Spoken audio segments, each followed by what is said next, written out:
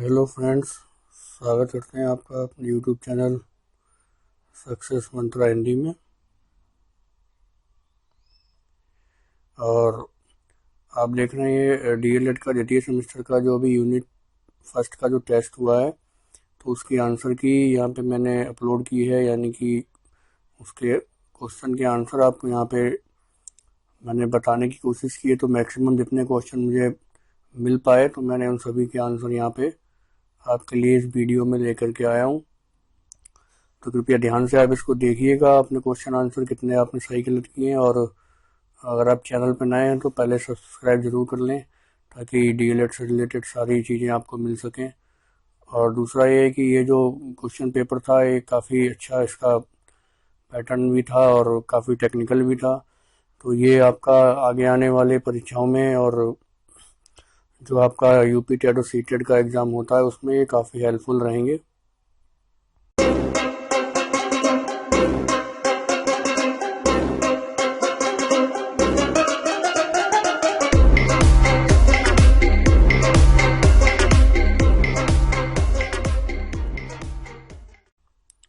तो आइए हम देखते हैं कि हमारा क्वेश्चन नंबर जो 1 है, पहला क्वेश्चन क्या था। पहला क्वेश्चन था कि निम्न में शिक्षा के औपचारिक साधन कौन नहीं है। तो ये 4 ऑप्शन दिए गए थे: विद्यालय, पुस्तकालय, परिवार और संग्रहालय। तो इसमें जो परिवार है वो औपचारिक साधन में नहीं आता है, वो अनौपचारिक है। तो विद्यालय, पुस्तकालय, संग्रहालय ये सारे औपचारिक साधन है। तो इसका जो उत्तर हो जाएगा वो हो जाएगा परिवार। इसी प्रकार से दूसरा क्वेश्चन है, इंग्लिश से लिया गया है ना। Objectives of the structural approach is to enable the children to attain mastery over an essential vocabulary of about। फिर हमें fill in the blanks दिया गया है, root words for active use. तो इसमें नंबर दिए गए थे 3000, 4000, 2500, 4500। तो ये क्वेश्चन जो था इंग्लिश का सेकेंड सेमेस्टर से लिया गया है, तो ये काफ़ी डीपली पूछा गया है। तो इसका जो राइट आंसर है वो है 3000। अगला क्वेश्चन है, भारतीय संविधान में किस प्रकार की शासन प्रणाली अपनाई गई है। तो इसमें 4 ऑप्शन दिए हैं: लोकतंत्रात्मक, अध्यक्षात्मक, संसदात्मक और अर्धलोकतंत्रात्मक। तो हो सकता है इसमें आपको कंफ्यूजन हो, कुछ बच्चों ने शायद लोकतंत्रात्मक टिक किया होगा, लेकिन जो इसका सही आंसर है वो है संसदात्मक, क्योंकि हमारे यहाँ द्विसदनीय व्यवस्था है। तो संसदात्मक जो है हमारे यहाँ प्रणाली संविधान में अपनाई गई है। अगला क्वेश्चन है कि प्रकाश संश्लेषण में सर्वप्रथम क्रिया होती है। तो देखिए, आप सभी लोग जानते हैं प्रकाश संश्लेषण पत्तियों में होता है क्लोरोफिल के कारण, लेकिन यहाँ पे क्वेश्चन को घुमा करके बहुत डीपली पूछ लिया। तो इसमें जो सर्वप्रथम क्रिया होती है वो होती है पत्ती में CO2 का प्रवेश, यानी कार्बन डाइऑक्साइड जब पत्ती में जाती है तभी वो मंड को स्टार्च बना करके या इस तरीके से बाष्पोत्सर्जन करता है, प्रकाश संश्लेषण की क्रिया संपन्न होती है। अगला क्वेश्चन है, संविधान की प्रस्तावना में निम्नलिखित न्याय का उल्लेख नहीं है। तो ये भी क्वेश्चन टेक्निकली पूछा गया है। तो सामाजिक न्याय, आर्थिक न्याय, राजनीतिक न्याय, धार्मिक न्याय। तो दोस्तों इसका जो उत्तर है वो धार्मिक न्याय, सामाजिक, आर्थिक और राजनीतिक तीनों न्याय की उल्लेख प्रस्तावना में मिलता है। केवल धार्मिक न्याय है जिसको लेकर के प्रस्तावना में कोई उल्लेख नहीं है। अगला क्वेश्चन है, शिक्षा स्वस्थ शरीर में स्वस्थ मस्तिष्क का निर्माण करती है। ये किसका कथन है। तो दोस्तों ये जो है परिभाषा है। तो ये स्वामी विवेकानंद, राजा राम मोहन राय, अरस्तु, स्वामी दयानंद, 4 ऑप्शन दिए गए थे। तो इसका जो सही ऑप्शन है वो है अरस्तु। अगला क्वेश्चन है, यूरिया का संश्लेषण कहाँ जाता है। तो वृक्कों में, यकृत में, पेशी में, प्लिया में। तो बॉडी में यूरिया जो है कहाँ बनता है ये कहना चाहते हैं। तो यूरिया जो है दोस्तों वो यकृत में बनता है। तो इसका सही उत्तर है यकृत में। टायलिन एंजाइम बदलता है मंड को शर्करा में, मंड को वसा में, प्रोटीन को अमीनो अम्लों में या वसा को वसीय अम्लों में। तो टायलिन का जो काम होता है वो होता है मंड को शर्करा में बदलना। तो ये टायलिन जो एंजाइम है ये काम करता है। अगला क्वेश्चन है, journey from example to generalisation. तो ये पढ़ाने का एक मेथड है कि एग्जाम्पल देकर के आप उसको जनरलाइज वे में पढ़ा रहे हैं। तो ये जो कहलाता है इसको इंडक्टिव मेथड के थ्रू हम बताते हैं। तो इसका राइट आंसर है इंडक्टिव।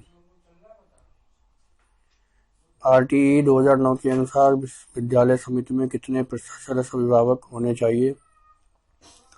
तो ये जो राइट टू एजुकेशन एक्ट था 2009, तो उसमें अभिभावक जो थे वो विद्यालय में सदस्य बनाए जाते हैं जो अनुदान प्राप्त विद्यालय होते हैं प्राइमरी एजुकेशन के लिए। तो इसमें जो है 3/4% अभिभावक होते हैं, तो इसका जो राइट आंसर है वो 75% होगा। अगला क्वेश्चन था प्रकृतिवाद किस प्रकार के अनुशासन की बात करता है? तो यहाँ पे 4 अनुशासन है, दमनात्मक, मुक्त्यात्मक, प्रभावात्मक और सामाजिक। तो प्रकृतिवाद जो है वो प्रभावात्मक अनुशासन की बात करता है। अगला है निम्न में कौन मूल अधिकार के अंतर्गत नहीं आता है? तो स्वतंत्रता का अधिकार, समता का अधिकार, संपत्ति का अधिकार और शोषण के विरुद्ध अधिकार। तो इसमें जो होता है वो संपत्ति का अधिकार जो है मौलिक अधिकार से हटा दिया गया है, ये कानूनी अधिकार बना दिया गया है। तो इसका जो उत्तर है संपत्ति का अधिकार है। अगला क्वेश्चन था बिस्मिल्लाह संस्कार होता है? तो ये दोस्तों जो होता है 4 माह 2 दिन, 3 माह 3 दिन, 4 माह 4 दिन, 1 माह 2 दिन। तो ये जो एक्चुअल में होता है 4 वर्ष 4 माह 4 दिन पर होता है, तो यहाँ वर्ष नहीं दिया है, तो 4 माह 4 दिन इसका आंसर आपको लगाना था। अगला है भारतीय संविधान के किस अनुच्छेद के अंतर्गत मौलिक अधिकार प्रदान किए गए हैं? तो ये आपको पता होना चाहिए। तो ये 12 से 35, तो 14 से 35, 5 से 11 और कोई नहीं इसके गलत। 12 से 35 जो है पूरा का पूरा मौलिक अधिकारों का वर्णन करता है। अगला क्वेश्चन है कि सिविल सेवकों को देशी भाषाओं के ज्ञान तथा हिंदू मुस्लिम कानूनों के ज्ञान की शिक्षा प्रदान करने के लिए बेलेजली ने किस कॉलेज की स्थापना की? तो ये क्वेश्चन 2 बार देखने को मिला है यहाँ पे, अगला भी देखेंगे। तो east Indian college, Punjab national college, fort William college, Sanskrit college. तो बेलेजली ने जो कॉलेज की स्थापना की थी उसका नाम था फोर्ट विलियम कॉलेज। अगला जो प्रश्न है प्रयोजनवाद का नामकरण किसके द्वारा किया गया? तो यह नामकरण की बात कर रहे हैं तो विलियम जेम्स, जॉन डीवी, किलीपैट्रिक और चार्ल्स सैंडर्स पियर्स। तो लगभग ये चारों ही प्रयोजनवाद से जुड़े हुए हैं, लेकिन ये नामकरण की बात कर रहे हैं, तो इसका जो उत्तर है वो है चार्ल्स सैंडर्स पियर्स। अगला प्रश्न है संविधान के किस अनुच्छेद के तहत नए राज्यों का निर्माण किया जाता है? तो अनुच्छेद 1, 2, 3, 4। तो अगर आपने पढ़ा होगा तो ये अनुच्छेद 3 के अंतर्गत जो है नए राज्यों को निर्माण करने का प्रावधान दिया गया है। एबिलिटी टू रीड मीन्स का मतलब क्या होता है? ये साइकोलॉजिकल क्वेश्चन है। तो reading with understanding and speed, reading for pleasure, reading for to kill time या फिर प्रिटेंडिंग टू रीड। तो अगर आप इसको हिंदी में ट्रांसलेट करेंगे तो आपको आंसर अपने आप मिल जाएगा। तो इसका जो राइट आंसर है वो है reading with understanding and speed. अगला क्वेश्चन था report the following in indirect speech. तो डायरेक्ट इनडायरेक्ट बनाना था। तो he said to me could you help me. तो इसके लिए आपको डायरेक्ट इनडायरेक्ट के रूल आने चाहिए। तो इसमें ये जो 4 ऑप्शन है, he said if I could help him, he asked if I could help him, तो he asked if I could help them, he asked if I could help them. तो इसमें जो नियम लगा है वो सेड टू का तो आस्क्ड हो जाता है, तो पहला तो गलत हो गया, तो दूसरा, तीसरा, चौथा होगा। फिर कुड का जो होगा इफ के साथ आई कुड लगेगा, तो जब इफ के साथ लगता है तो वर्ब की फर्स्ट फॉर्म लगती है कंडीशनल सेंटेंस में। और ही का लिए जो ऑब्जेक्ट आता है वो हिम आता है, देम नहीं आएगा। तो चौथा वाला जो ऑप्शन है वो इसका सही उत्तर था। Who invented bilingual method? Bilingual माने दोहरी भाषा, यानी कि द्विभाषी लोगों के लिए जो उन्होंने मेथड बनाया हिंदी से इंग्लिश में ट्रांसलेट करने को बायलिंगुअल मेथड कहते हैं। तो ये डॉक्टर बेस्ट, सीजे डॉटसन, चॉम्स्की या आर डी शर्मा, इन 4 में से कौन है? तो इसका सही उत्तर है वो है सीजे डॉटसन। संविधान में हमारे राष्ट्र का किन नामों से उल्लेख किया गया है? ये बहुत कंफ्यूजिंग था, अगर आपने डिटेल में पढ़ा होगा तभी आपका सही हुआ होगा। तो भारत तथा इंडिया, या केवल भारत, हिंदुस्तान तथा इंडिया, या भारत, हिंदुस्तान तथा इंडिया। तो इसमें आपको देखने में चौथा वाला सही लगता है, लेकिन जो भारत तथा इंडिया है वही केवल संवैधानिक है, हिंदुस्तान संवैधानिक नहीं है। तो इसका तो सही आंसर था भारत तथा इंडिया। बीजीय व्यंजक ये दिया है, गणित का सवाल है, 2x - 3y square plus 7x square by plus 5 में कितने पद हैं? तो पद की बात करें 4, 8, 5, 7, तो आप देख पा रहे हैं 1, 2, 3, 4। तो अगर आप चिन्हों को अलग अलग कर दें तो एक पद बनता है। तो ये कुल मिलाकर के 4 पद हैं। इसमें x, y और इनको अलग अलग काउंट नहीं करना था। तो इसका उत्तर है 4। फिर है सबसे छोटी कोसा है, कोसा यानी जो कोशिका की बात कर रहे हैं, जीवाणु, विषाणु, माइकोप्लाज्मा या खमीर। तो इसका सही आंसर था माइकोप्लाज्मा। अगला क्वेश्चन है निस्यंदन सिद्धांत किसने दिया था? तो ये दोस्तों दिया चार्ल्स वुड ने, लॉर्ड मैकाले ने, चार्ल्स ग्रांट ने, लॉर्ड रिपन ने। तो इसका तो सही आंसर था लॉर्ड मैकाले ने निस्यंदन सिद्धांत दिया था। अगला क्वेश्चन है वैदिक शिक्षा का प्रमुख संस्कार था? तो ये बहुत सरल था। तो इसमें उपनयन और उपसंपदा, प्रवज्ञा और बिस्मिल्लाह 4 संस्कार दिए। तो जो उपनयन संस्कार है वो वैदिक शिक्षा का प्रमुख संस्कार था। तो इससे रिलेटेड एक और क्वेश्चन था, वो भी आगे देखेंगे। फेफड़ों के किन भागों में गैसीय विनिमय होता है? ये जो है विज्ञान से लिया गया था। श्वसनिकाओं में, श्वसनियों में, वायु कोशों में, वायु कूपिकाओं में। तो फेफड़ों में कुछ कूपिकाएं होती हैं जिनमें वायु भरी रहती है, जो विस्तार करती हैं। तो इसका जो सही आंसर था वो था वायु कूपिकाओं में। बाष्पोत्सर्जन की क्रिया होती है, ये भी बहुत टेक्निकल था। रंध्र द्वारा, छाल द्वारा, बात रंध्र द्वारा या सभी के द्वारा? तो ये पर्ल रंध्रों के द्वारा, पट्टियों के छिद्रों के द्वारा होती है। तो इसमें रंध्र दो जगह आया है, छाल द्वारा भी होता है अगर आप ध्यान से देखेंगे तो। तो इसका जो सही आंसर था वो था सभी के द्वारा। अगर पर्णरंध्र दिया होता तो पर्णरंध्र लगाते। अब अगला जो क्वेश्चन है वो है किस अनुच्छेद के अंतर्गत पूर्व प्राथमिक शिक्षा की व्यवस्था की गई? 42, 45, 21 और 24। तो ये जो वर्तमान प्रारंभिक शिक्षा है उसमें से लिया गया है। तो इसमें जो अनुच्छेद 45 है इसको लेकर के प्राथमिक शिक्षा की व्यवस्था की गई है। तो इसका जो उत्तर है वो अनुच्छेद 45। दोस्तों मैं आप चैनल को सब्सक्राइब जरूर कर लें, वीडियो को लाइक शेयर करें, क्योंकि बहुत मेहनत लगता है बनाने में। और ये जो है अभी आपको सब्सक्राइब करने पे आपको नोटिफिकेशन मिलता रहेगा। और डीएलएड का द्वितीय सेमेस्टर का जो है यूनिट की सीरीज में लेकर आऊँगा, तो उसमें अच्छे से आपको पढ़ाना भी है। तो उसको आप ज़रूर पढ़िएगा ध्यान से। और ये अगर आप पूरी सीरीज कंप्लीट करेंगे तो यूपी टेट और सीटेट के एग्ज़ाम में बहुत आपकी मदद करेगा।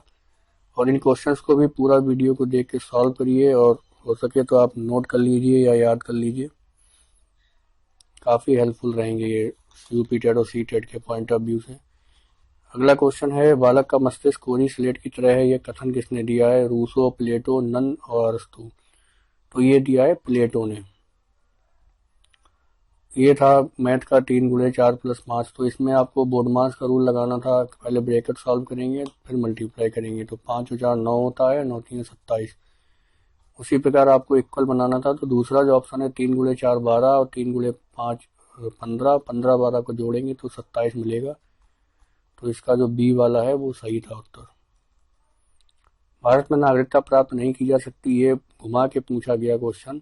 जन्म के द्वारा, देशीकरण के द्वारा, या किसी भूभाग के सम्मेलन द्वारा, या बैंक खाते द्वारा। तो ऊपर के तीनों सही हैं, इनके द्वारा नागरिकता प्राप्त कर सकते हैं आप। बैंक के खाते के द्वारा नागरिकता प्राप्त नहीं की जा सकती है, उसका उत्तर सही है। निम्न में कौन सा विश्वविद्यालय 1854 से 58 के बीच नहीं स्थापित हुआ? ये दोस्तों बड़ा ही टिपिकल क्वेश्चन था। कलकत्ता, मदरसा, पंजाब, बॉम्बे 4 विश्वविद्यालय हैं। तो यहाँ पे जो पंजाब विश्वविद्यालय है वो सही उत्तर है इसका। ये 1858 के बाद स्थापित हुआ था। अगला है it is too heavy for me to lift. इसको, ये जो सेंटेंस है इसको आपको करेक्ट करना है। तो it is very heavy to lift me, या it is too heavy that I can not lift it, it is so heavy that I can not lift it, या फिर it is very heavy that I can not lift. तो इसमें जो है to को हम सो में कन्वर्ट करते हैं, तो इसका तीसरा ऑप्शन सही रहेगा। और जब भी हम किसी चीज़ को ये दर्शाते हैं कि एबिलिटी की बात है तो कैन का यूज़ करके हम उसको यूज़ करते हैं। तो इसका सही उत्तर है वो तीसरा वाला है। अगला प्रश्न है भारतीय शिक्षा आयोग के अध्यक्ष कौन थे? तो ये आपको पता होना चाहिए। Radha Krishnan, sir Charles Wood, sir William Hunter, Lord Macaulay. तो इसका जो सही आंसर है वो है सर विलियम हंटर। यहाँ पे मैंने सी लिख दिया है, कोई दिक्कत नहीं है। आप तीसरा सर विलियम हंटर कर लीजिए इसको। One who loves the Mankind, तो ये जो था वन वर्ड सब्सटीट्यूशन है ना, जो मानवता को प्यार करे उसको क्या कहते हैं? तो उसको कहते हैं कैनिबल, एनार्चिस्ट या फिर फिलेंथ्रोपिस्ट या पॉपुलिसाइड। तो इसका सही आंसर है फिलेंथ्रोपिस्ट, तीसरा वाला उत्तर सही है। अगला प्रश्न है अर्ध स्वायत्त यानी सेमी ऑटोनोमस किसका अंग है? तो ये जो है माइटोकॉन्ड्रिया या राइबोसोम, सूक्ष्म नलिका या गोल्गी का है।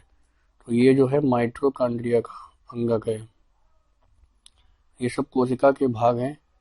कोशिका का अध्ययन करा होगा तो आपको पता होगा, नहीं तो आप हमारी वीडियो सीरीज में आगे देखिएगा। प्राथमिक शिक्षा के विकेंद्रीकरण की संस्तुति किस आयोग ने की थी? तो ये बुक्स घोषणा पत्र, हंटर आयोग, राष्ट्रीय ज्ञान आयोग, राष्ट्रीय प्राथमिक शिक्षा आयोग। तो आपको जो प्राथमिक शिक्षा का जो प्रारंभिक शिक्षा का विषय है उसकी मैं सीरीज भी बना रहा हूँ, तो उसमें आपको ये सारे आयोग देखने को मिलेंगे। तो इसका जो सही उत्तर है वो है हंटर आयोग ने। अगला प्रश्न है विद्यालय को समाज का लघु रूप मानते हैं प्रकृतिवादी, आदर्शवादी, प्रयोजनवादी या मानववादी? तो इसका सही उत्तर है प्रकृतिवादी। फिर है आदर्शवाद के प्रमुख प्रवर्तक कौन कौन से हैं? तो ये थोड़ा कॉम्प्लिकेटेड है, 4-4-3-3 दिए हैं। तो इसमें Rousseau, Berkeley, Spencer, Bernard Shaw, Adams, जियर्स, कांट। तीसरे में प्लेटो, सुकरात, Kant, Hegel, Berkeley, Froebel, Plato, Kant, James. तो इसमें जो है प्लेटो, सुकरात ये दोनों हैं, तो इनके साथ में कांट, हीगल, बर्कले ये सभी आदर्शवाद के प्रवर्तक हैं। तो इसका उत्तर है तीसरा वाला। फिर है नए राज्यों के गठन की शक्ति किसमें निहित है?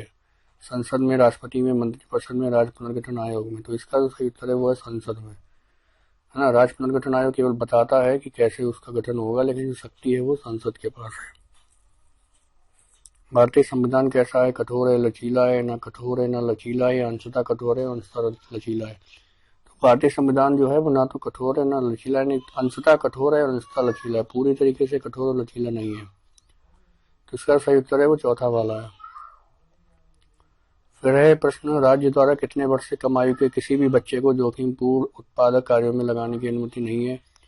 तो ये बहुत ही कॉमन सेंस का क्वेश्चन था। 18, 14, 16, 12। तो 14 वर्ष इसका सही उत्तर होगा। जीवित कोशिका की खोज किसने की? ये क्वेश्चन बड़ा घुमा के पूछा। अगर आपसे पूछे कोशिका की खोज किसने की तो आप लगा देंगे रॉबर्ट हुक ने, आपने पढ़ा भी होगा। लेकिन उन्होंने और डीप में जाकर के पूछा है जीवित कोशिका, तो ये ल्यूवेन हॉक जो वैज्ञानिक थे इन्होंने जीवित कोशिका की खोज की। फिर है संविधान के किस अनुच्छेद के आधार पर नागरिकता से किसी व्यक्ति को वंचित किया जा सकता है? ये भी क्वेश्चन घुमा के पूछा है। तो देखिए जो अनुच्छेद 9, 10, 11 और 8, तो इसमें जो अनुच्छेद 11 है वो इसका सही उत्तर है। 9, 10 और 8 में तो नागरिकता दी जाती है। Grammar translation method does not, तो उसके आगे आपको सिलेक्ट करना था क्या नहीं करता है। Encourage learning through mother tongue, give importance to grammar, enhance a students communicative skill, enable the student to use the language fluently. तो ग्रामर ट्रांसलेशन मेथड जो है ऊपर के तीनों सही है, यानी मदर टंग से हम ग्रामर में ट्रांसलेशन बनाते हैं और ये ग्रामर को भी इम्पोर्टेंस देता है और ये बच्चे का कम्युनिकेशन स्किल भी डेवलप करता है। लेकिन जो है ये बच्चे को लैंग्वेज यूज करने के लिए फ्लुएंट नहीं बनाता है। ग्रामर से आप फ्लुएंसी नहीं ला सकते। तो जो चौथा वाला जो है ऑप्शन वो सही उत्तर है। फिर है संविधान का आधारभूत ढांचा किस बाद में सुप्रीम कोर्ट द्वारा निर्धारित किया गया? तो ये जो है शंकरी प्रसाद बाद में, गोलोकनाथ बाद में, सज्जन सिंह बाद में या केशवानंद भारती बाद में? तो इसका सही आंसर है शंकरी प्रसाद बाद में। अब ये दिया है देखिए 2x plus Y minus Z minus और 3x minus Y, sorry 3x plus Y plus 2x का मान। तो जब आप आगे वाला ब्रैकेट खोलेंगे तो आगे चिन्ह बदल जाएगा, क्योंकि माइनस लगा है तो -3x minus Y minus 2x, तो माइनस माइनस कट जाएगा, बाई वाई तो कट ही जाएगा। तो इसको सॉल्व करने पे -x और -3z आंसर आपका आएगा। उत्तर 2 इसका सही है।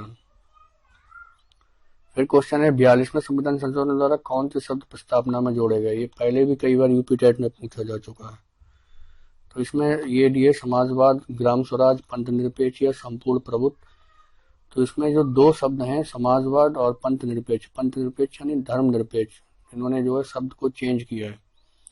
तो ये दो शब्द जो है प्रस्तावना में 42वें संशोधन में जोड़े गए थे। तो ए और सी यानी ऑप्शन नंबर 2 इसका सही उत्तर होगा।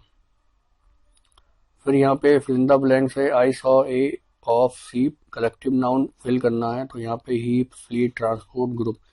तो शिप माने भेड़, तो भेड़ों का जो समूह होता है, कलेक्टिव माने समूह, तो उसको हीप कहते हैं, तो इसका सही उत्तर है HEAP, हीप।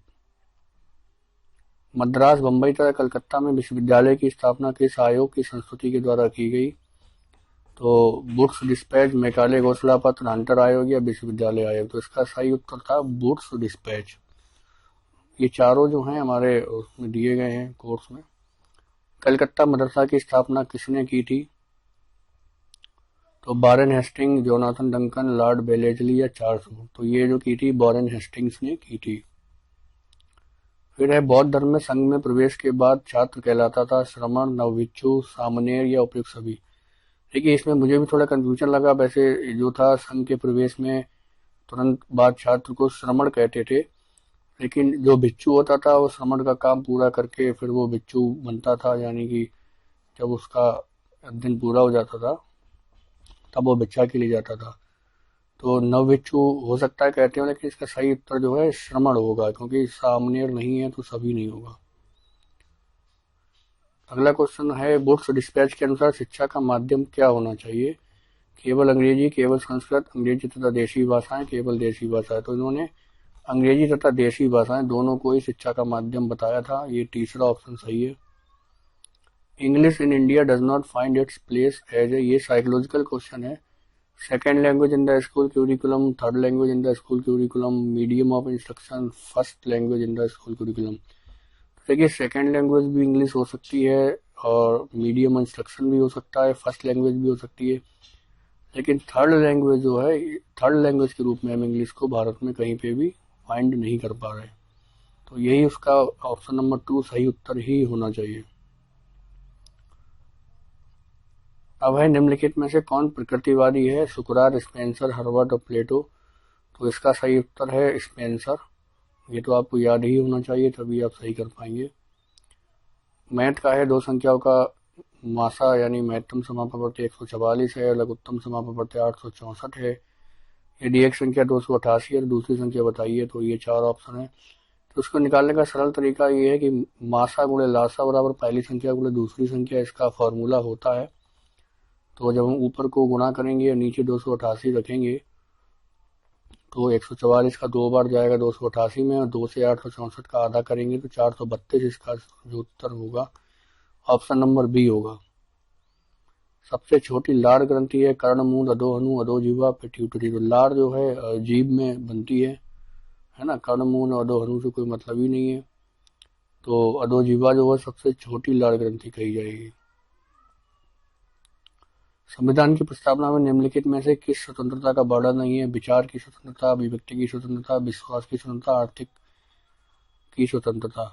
तो इसमें तो सही उत्तर है विश्वास की स्वतंत्रता। ठीक है, तो विश्वास के लिए संवैधानिक कोई भी ऐसा अनुच्छेद नहीं है कि आप विश्वास करेंगे नहीं करेंगे। इसके लिए आप स्वतंत्र हैं, लेकिन संवैधानिक रूप से कोई वर्णन नहीं मिलता है।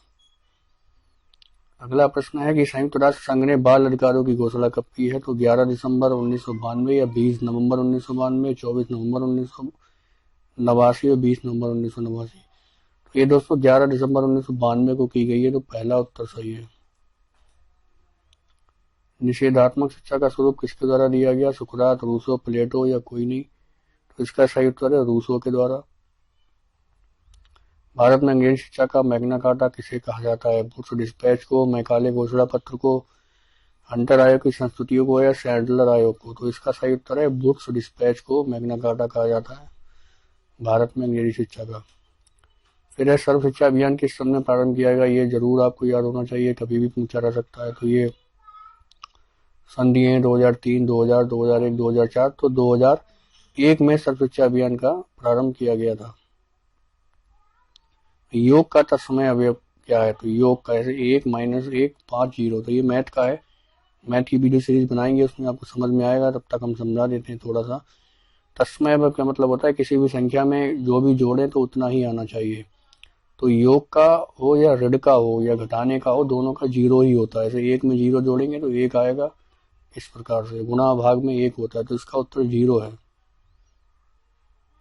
फोर्ट विलियम कॉलेज की स्थापना किसने की थी? ये देखिए रिपीट हुआ है, इसका बस टाइप चेंज हुआ है, भाषा चेंज की है। तो ये Warren Hasting, Lord Macaulay, Lord Wellesley, Lord Clive, तो आपने पढ़ा था पहले कि जो है सेना के लिए कुछ कॉलेज की स्थापना की गई थी। तो फोर्ट विलियम कॉलेज की स्थापना लॉर्ड बेलेजली ने की थी। अवय की समता के अधिकार संविधान के निम्न अनुच्छेदों में से किसमें नहीं दिया गया है? तो देखिए 14, 18, 19, 17, 4 हैं। तो ये घुमा के क्वेश्चन पूछा है। 14 से 18 तक जो है समानता यानी समता का अधिकार का वर्णन है, तो अनुच्छेद 19 ही ऐसा बचता है, वही इसका ऑप्शन नंबर 3 जो है वो राइट आंसर है। अब संविधान का कौन सा अनुच्छेद धर्म के आधार पर विभेद का निषेध करता है? तो 15, 16, 25, 26। तो अनुच्छेद जो 15 है वो धर्म के आधार पर यानी कि धर्मनिरपेक्षता का वर्णन करता है, विभेद का निषेध करता है। तो दोस्तों ये था आपका कंप्लीट, है ना, सॉल्यूशन। तो मुझे जितने क्वेश्चन मिल पाए मैक्सिमम मैंने बना दिए, और अगर आपके पास और कुछ हैं पूछना चाहते हैं तो आप कमेंट बॉक्स में क्वेश्चन लिख दीजिए। मैं कोशिश करूंगा कि आपको उसका आंसर जल्दी से जल्दी दे दूं, क्योंकि ये पेपर मिलना बहुत मुश्किल है। फिर भी मुझे काफ़ी बच्चों ने, जिनको जो याद रहा, उन्होंने भेजा। तो थैंक यू। चैनल को सब्सक्राइब कर लीजिए, लाइक ज़रूर करें वीडियो को, और आगे सीरीज़ के माध्यम से आपको डीएलएड की पूरी शिक्षा प्रदान करने की कोशिश करेंगे। धन्यवाद।